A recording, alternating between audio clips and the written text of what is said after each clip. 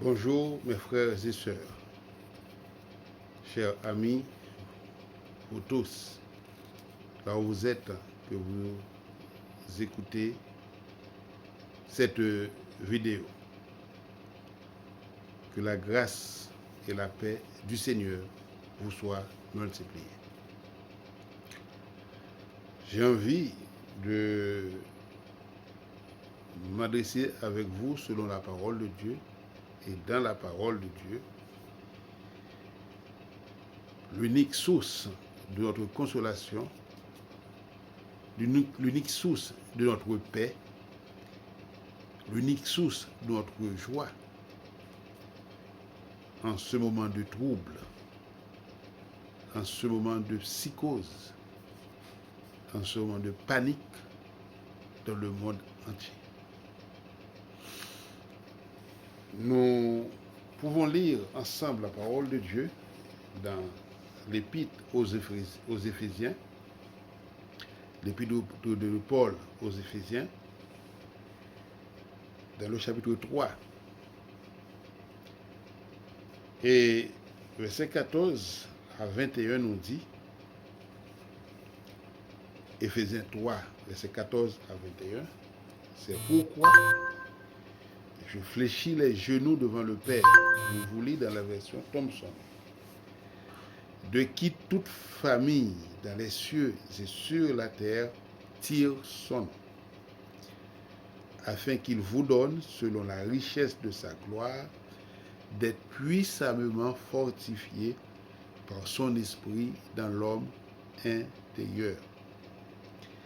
Que le Christ habite dans vos cœurs par la foi et que vous soyez enracinés et fondés dans l'amour, pour être capable de comprendre avec tous les saints quelle est la largeur, la longueur, la profondeur et la hauteur, et de connaître l'amour de Christ qui surpasse toute connaissance, en sorte que vous soyez remplis jusqu'à toute la plénitude de Dieu. Or, à celui qui peut faire, par la puissance qui agit en nous, infiniment au-delà de tout ce que nous demandons ou pensons, à lui la gloire dans l'Église et en Christ Jésus dans toutes les générations au siècle des siècles. Amen. Prions. Père Saint, nous voulons te louer, te bénir et t'exalter. Nous voulons, Père, en ce moment te dire merci pour tous tes bienfaits envers nous. Nous voulons te dire merci parce que c'est toi qui nous gardes, c'est toi qui nous protèges, c'est toi qui nous assures, Père Céleste, dans les moments difficiles. Et tu nous as fait comprendre, et tu nous l'as dit clairement dans ta parole, tu es pour nous un refuge et un appui, un secours qui ne manque jamais dans la détresse. En ces jours-ci, Père Céleste, le monde est bouleversé. Le monde est en panique. Oh, des fois, et certains ne savent pas, Père Céleste, où donner leur tête. Qu'est-ce qu'ils doivent faire? Mais en ce moment, Père Céleste, nous venons de ta face. Parce que le psalmiste a crié, je lève les yeux vers la montagne. D'où me viendra le secours? Il a compris. Et nous devons comprendre aujourd'hui encore.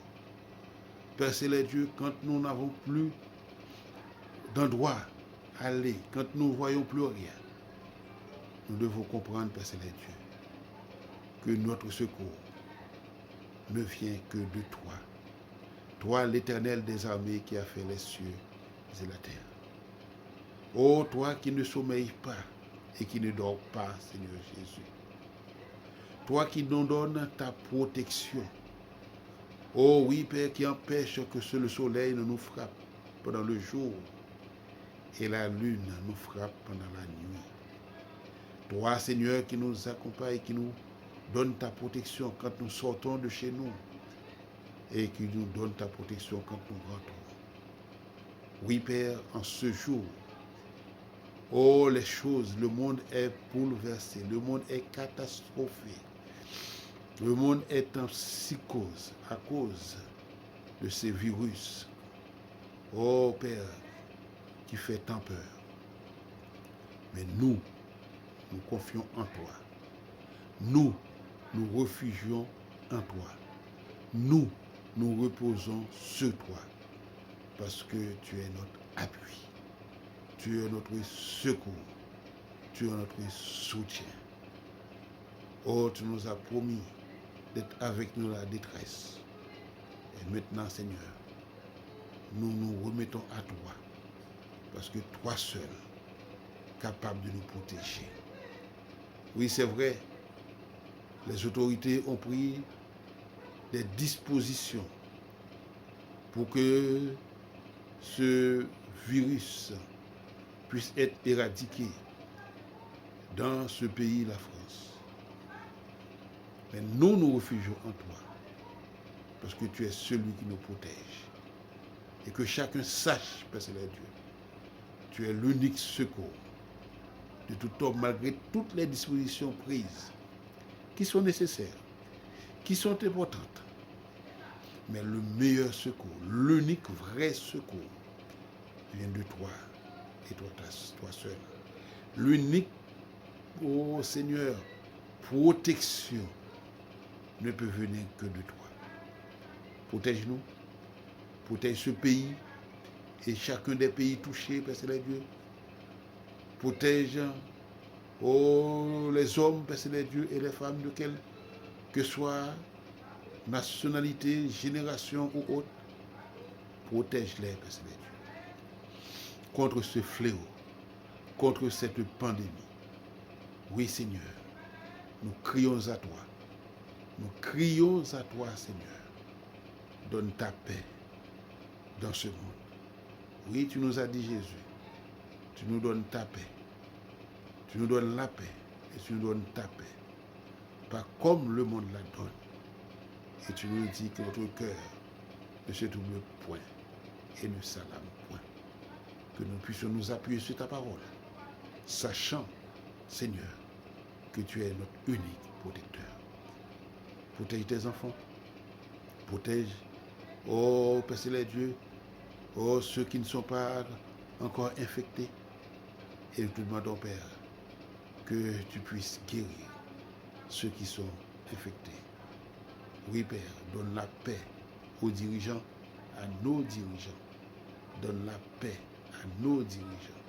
Donne la paix à chaque citoyen.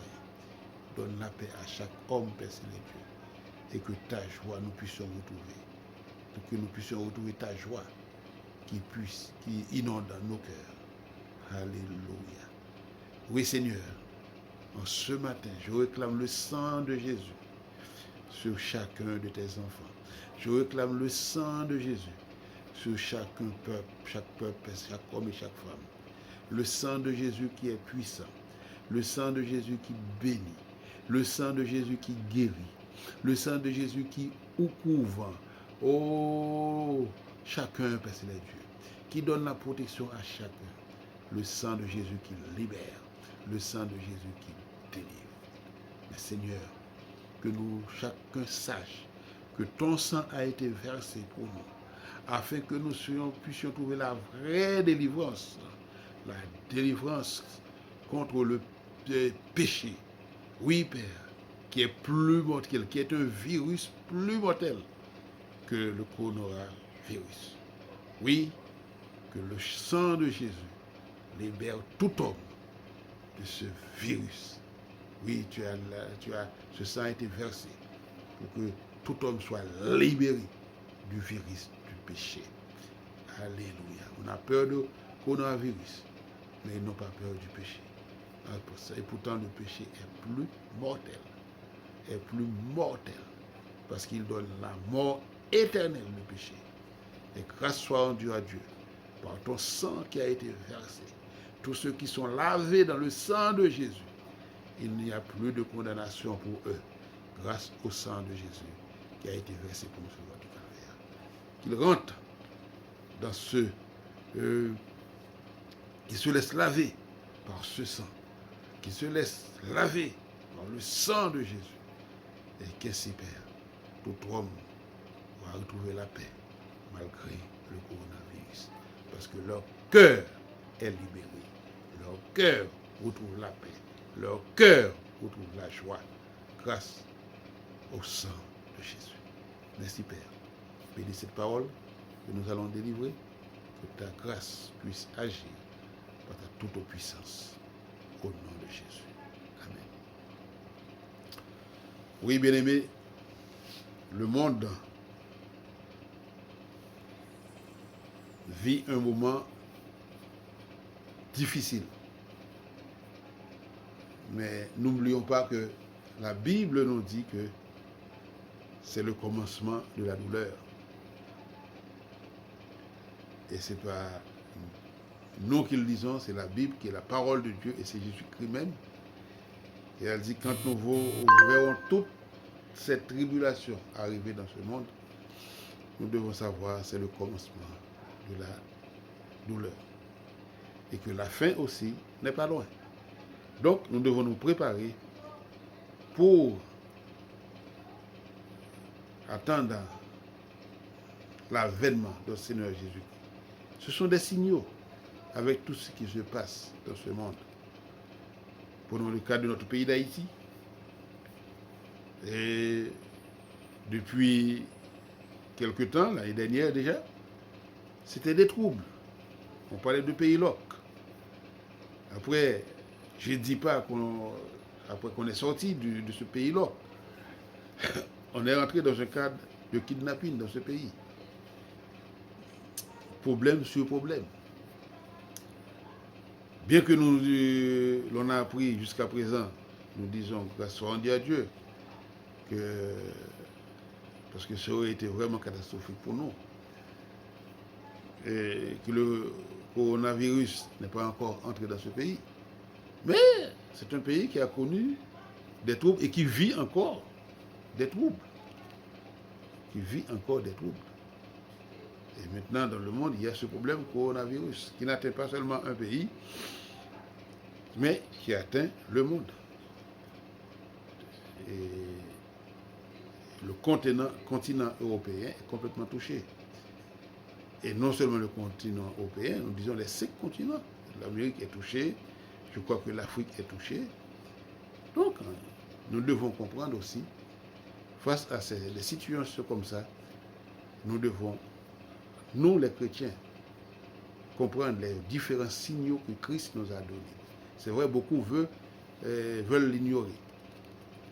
Mais nous ne pouvons pas ignorer ces choses qui arrivent. Nous sommes arrivés dans un temps où vous avez entendu peut-être le premier ministre hier soir de la France. Et dans d'autres pays, c'était déjà fait, que ce soit en Italie, en Espagne ou autres, où les dirigeants demandent à ce que les lieux publics soient fermés. Alors, c'est vrai, vu le concordat, c'est que les autorités françaises ou bien avec la loi de 1905,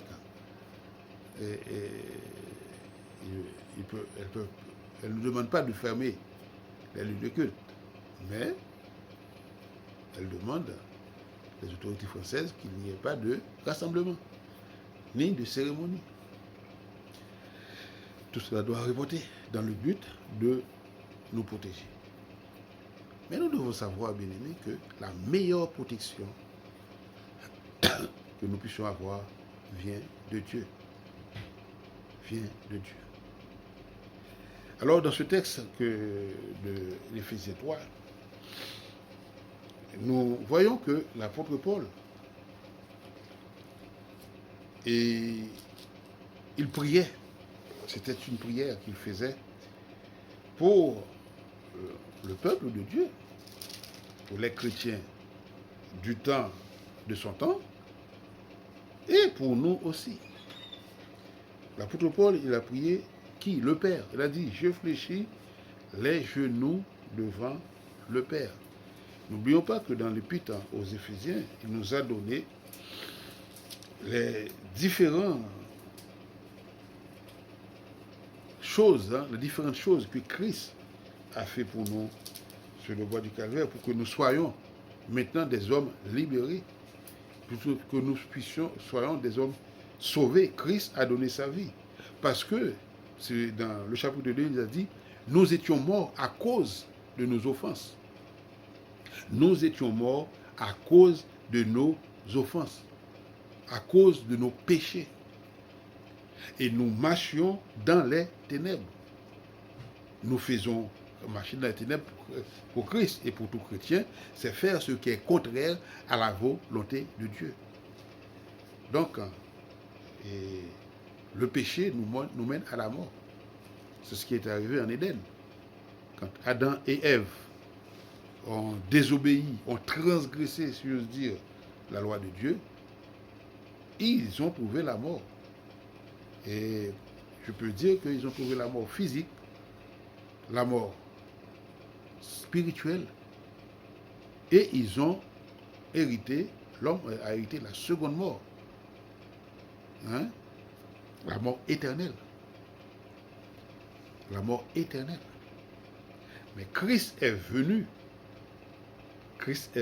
pour nous sortir de cet état de mort, pour nous sortir de cet état de mort éternelle.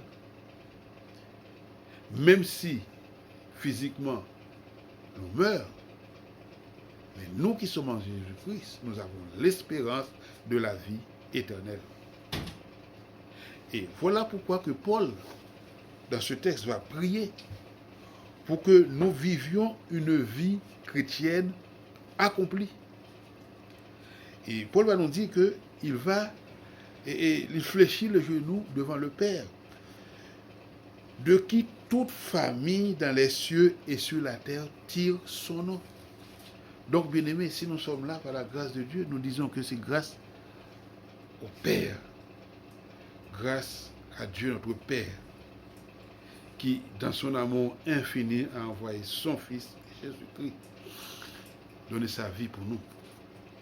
Et grâce à Dieu le Père, qui a permis, par la demande du Fils et de son Fils Jésus-Christ, de nous donner le Saint-Esprit pour que nous puissions marcher dans la foi. Parce que dans ce monde, nous trouvons tant de choses qui nous poussent de vivre autrement que dans la volonté de Dieu. Et nous devons savoir, quelle que soit la famille, toute la famille, nous dit Paul, de qui toute la famille, dans les cieux et sur la terre, tire son nom, quel que tu sois. Tu es là, c'est par la grâce de Dieu. Nous sommes là, c'est par la grâce de Dieu. Et Dieu nous permet de vivre par sa grâce. Dans ce moment de trouble, où tout le monde parle de cet élément de coronavirus qui fait mal, mais nous devons pouvoir nous remettre entre les mains de notre Seigneur Jésus-Christ. Parce que il a fait de nous la famille de Dieu. Nous sommes dans la famille de Dieu. Nous qui sommes en Christ, nous sommes dans la famille de Dieu. C'est ce que l'apôtre Paul va nous dire dans chapitre 2, verset 19. Ainsi donc, vous n'êtes plus des étrangers, ni les gens de passage, mais vous êtes concitoyens des saints, membres de la famille de Dieu. Et je dois dire merci à Dieu, parce que je suis membre de la famille de Dieu. Donc c'est important de savoir cela, frères et sœurs.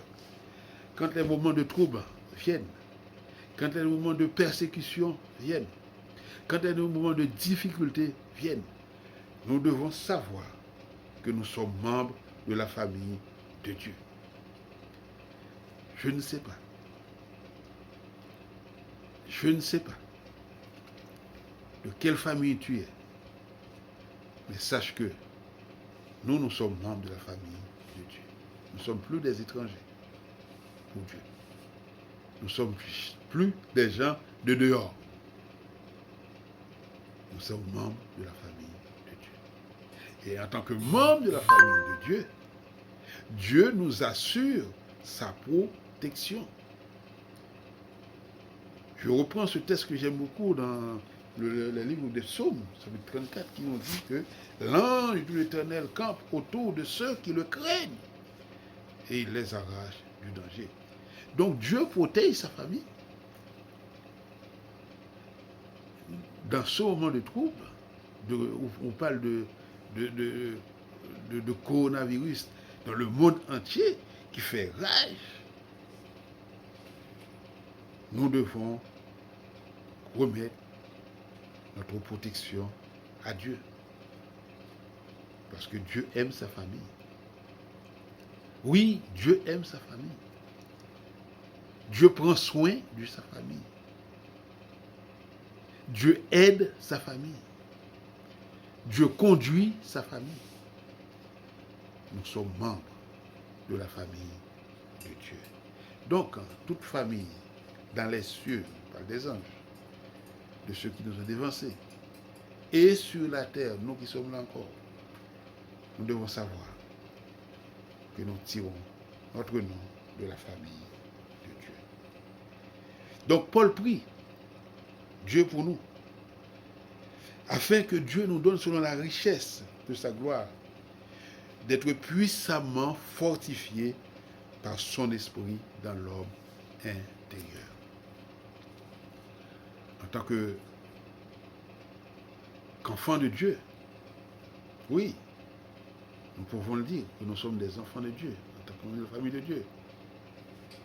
Oui, nous sommes enfants de Dieu.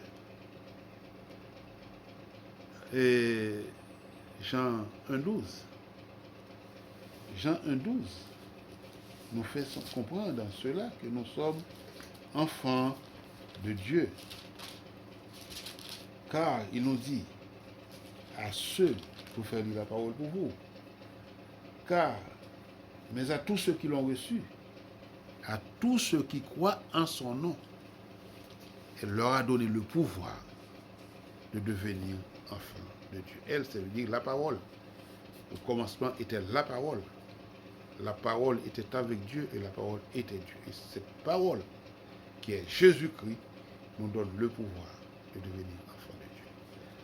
Maintenant, Paul demande à ce que nous soyons enrichis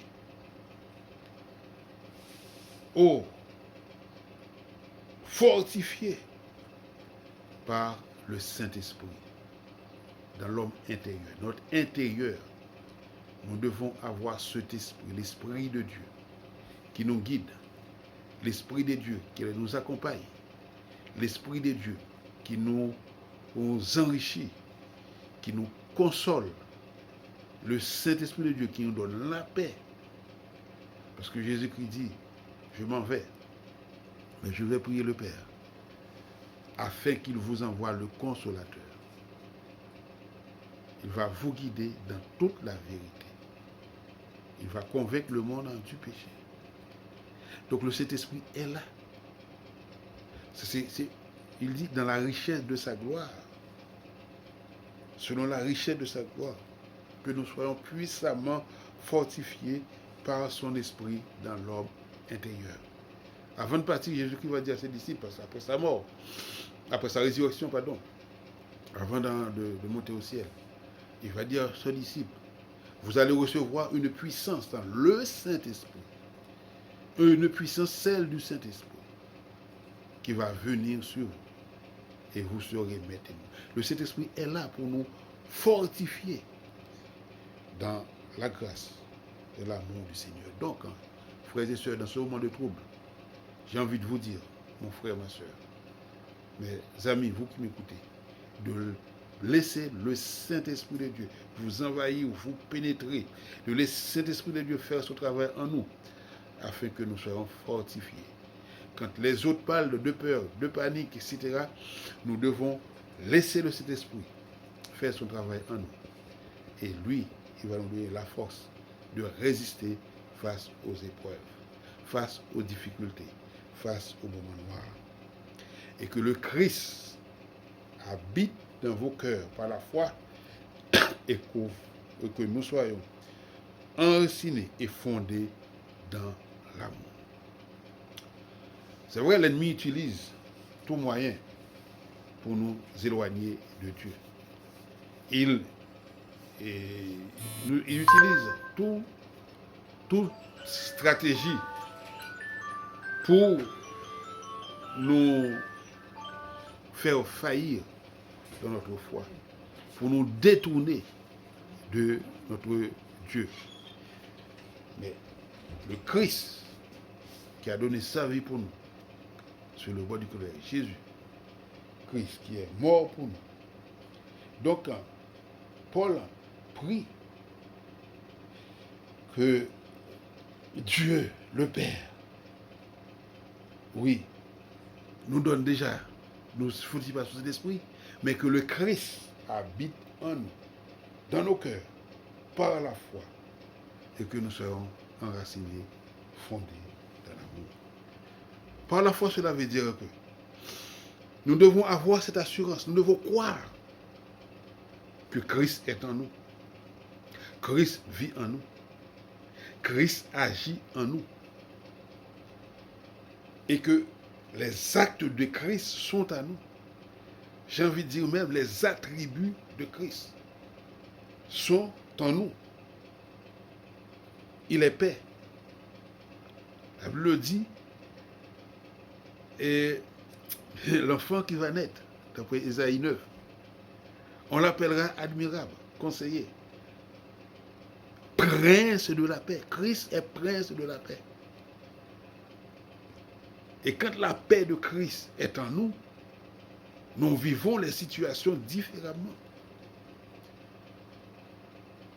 Amen. Alléluia. Nous vivons les situations différemment. Quand la paix de Christ est en nous, nous ne paniquons pas comme le monde panique. Nous n'agissons pas comme ils agissent. Les gens agissent. Mais nous vivons dans la paix de Christ. Les anges, quand ils sont venus annoncer dans Luc 2, la naissance de notre Seigneur Jésus-Christ au berger, ils ont chanté gloire à Dieu dans les lieux très hauts, et ils ont dit paix sur la terre parmi les hommes qui l'agréent. Christ nous donne sa paix. Quand Christ est en vous, quand Christ est en nous, dans celui que Christ est, il vit dans la paix.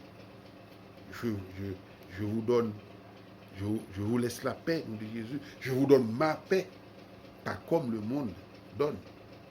Et il dit que votre cœur ne se trouble point et ne s'alarme point. Alléluia.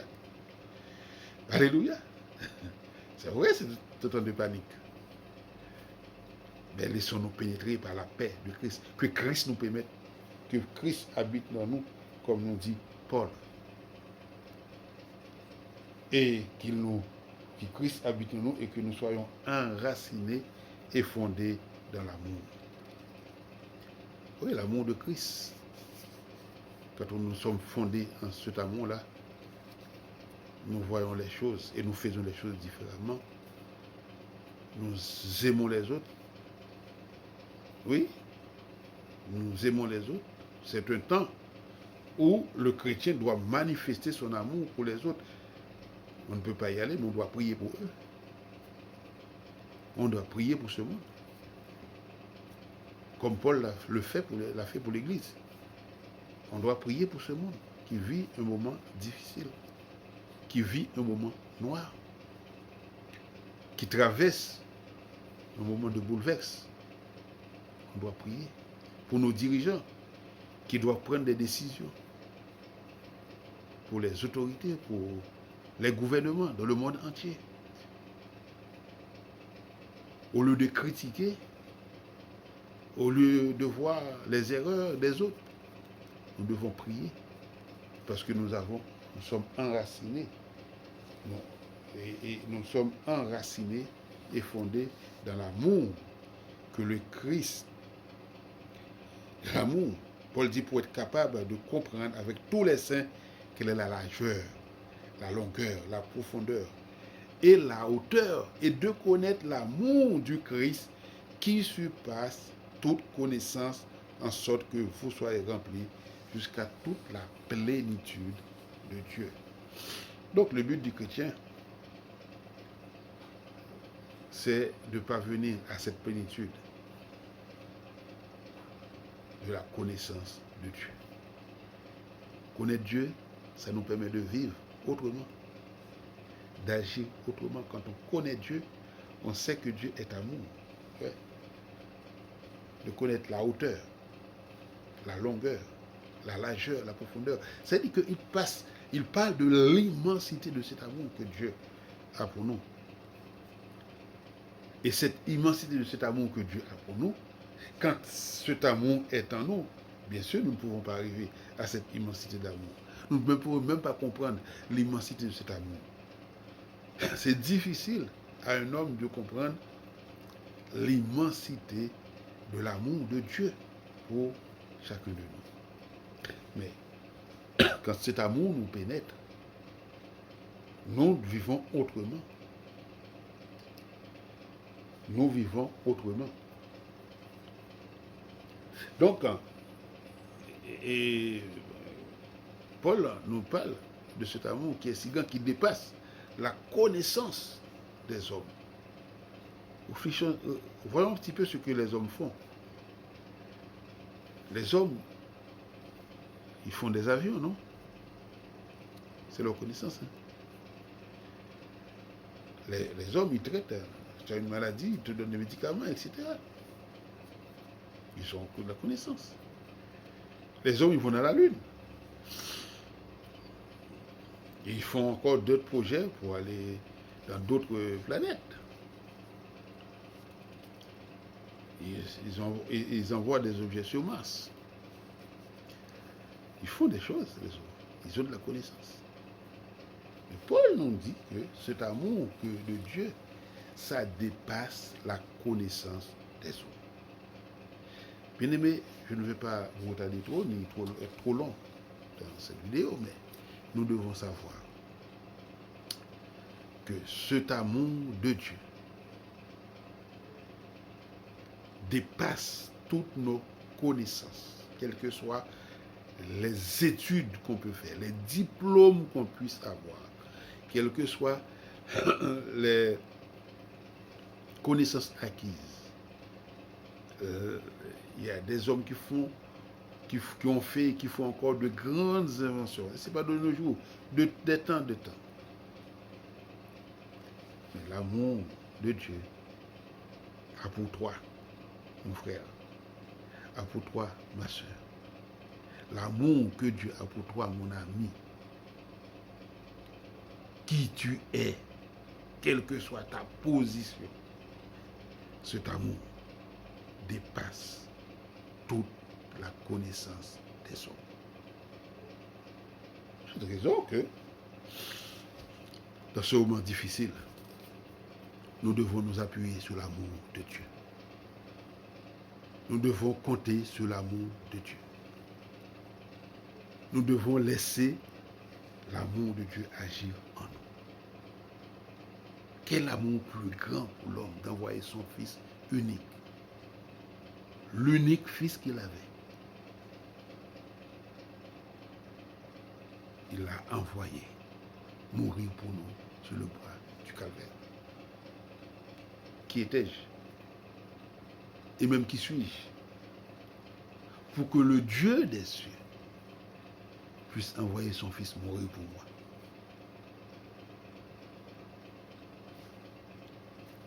Devant Dieu, je suis que rien, qu'un ver de terre, peut-être. Il dit, nous sommes poussière, nous retournons à la poussière. Mais ce qui est en nous, c'est Dieu qui l'a mis, le souffle de vie qu'il nous donne. C'est son souffle de vie. Et Dieu ne veut pas que nous perdions. Dieu veut que nous soyons tous sauvés. Voilà l'amour de Dieu, bien-aimé. Et pour que nous soyons sauvés, il faut passer par Jésus-Christ. Et cet amour de Dieu, car Dieu a tant aimé le monde, Dieu a tant aimé le monde qu'il a donné son Fils unique, afin que quiconque croit en lui ne périsse point, mais qu'il ait la vie éternelle. Maintenant, je vous ai parlé au début de la mort éternelle, mais Christ est venu pour que nous puissions avoir la vie éternelle. Et l'apôtre Paul va nous dire dans Romains 8, verset 1er, et maintenant, puisque Christ est venu, il est mort pour nous. Alléluia. Son sang a été versé. Nos péchés sont pardonnés. Christ est ressuscité. Et maintenant, il n'y a aucune condamnation pour ceux qui sont en Jésus-Christ. Je suis en Christ. La mort éternelle n'a plus de pouvoir sur moi. Maintenant, j'ai la vie éternelle. Vous êtes en Christ. La vie éternelle n'existe plus pour vous. La mort éternelle, pardon, n'existe plus pour vous. Vous avez la vie éternelle. À tous ceux qui l'ont reçu, à ceux qui croient en son nom, il leur a donné le pouvoir de devenir enfants de Dieu. Et en tant qu'enfants de Dieu, nous obtenons la vie éternelle parce que Dieu est la vie. Dieu est la vie. Et la vie est en Dieu. Frères et sœurs, amis, quelle que soit votre congrégation, on ne parle pas d'une congrégation aujourd'hui. Moi, je suis pasteur de l'église du centre missionnaire évangélique de Salem, qui se trouve à Noisy-le-Grand. Aujourd'hui, les portes sont fermées. Parce que, à cause de ce coronavirus, les dispositions prises par les autorités, nous devons les respecter. La Bible nous recommande dans Romains 13, verset 1 et 2, de respecter les autorités, d'obéir à leurs ordres. Mais nous devons laisser Christ habiter en nous. Et nous devons vivre cet amour de Dieu pour nous. Je ne parle pas de l'amour que vous avez pour Christ. Parce que si vous avez l'amour de Dieu en vous, vous devez avoir l'amour de Christ pour Christ. Parce que l'amour de Dieu nous transforme. L'amour de Dieu nous donne la paix. L'amour de Dieu fait de nous des hommes nouveaux et des femmes nouvelles. Et l'amour de Dieu nous permet d'aimer les autres, d'aimer nos prochains, d'aimer nos voisins, d'aimer même ceux qui nous font du mal. C'est par l'amour de Dieu que nous pouvons faire cela. Donc je vous encourage dans ce moment de trouble, dans ce moment de panique,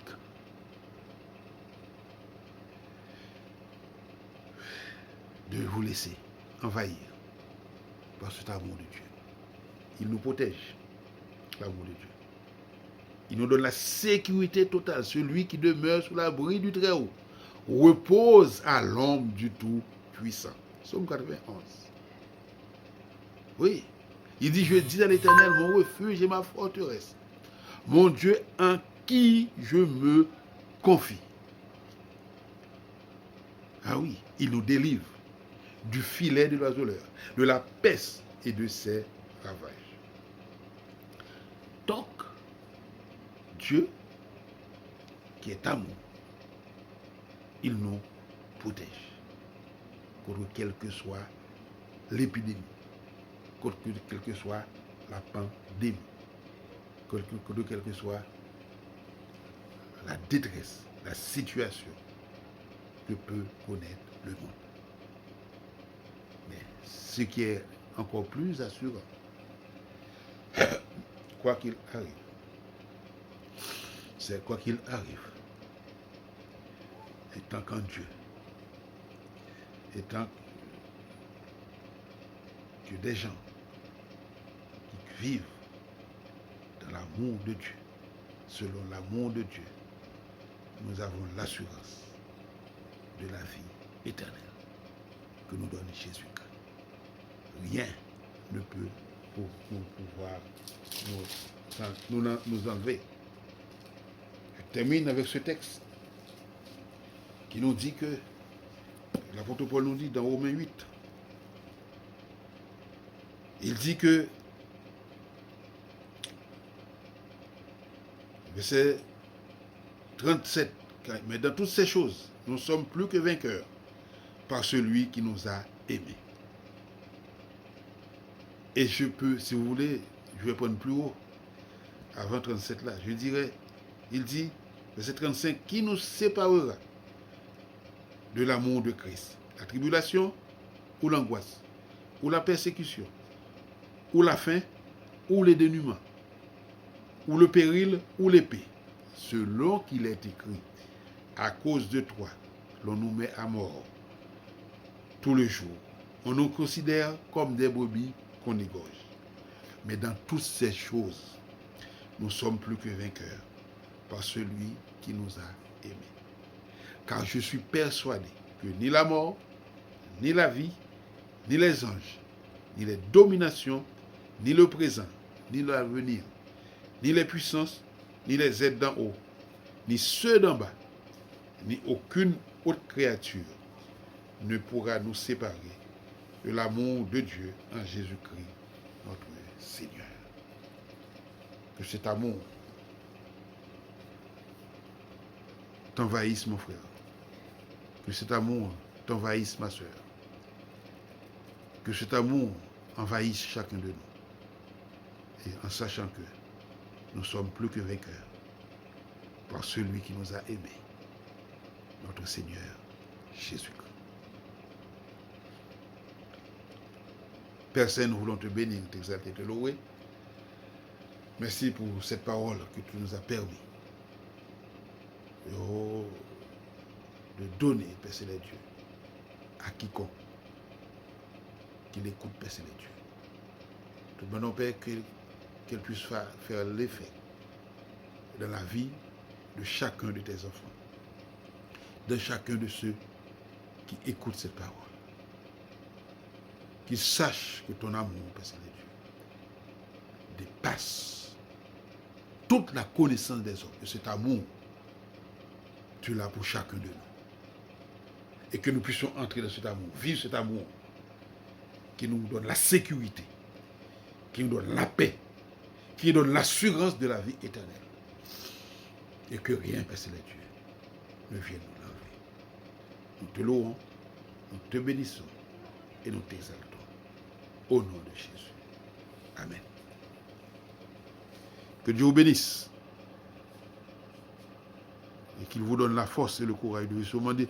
Ne panique, mais restez dans l'amour de Dieu. Amen.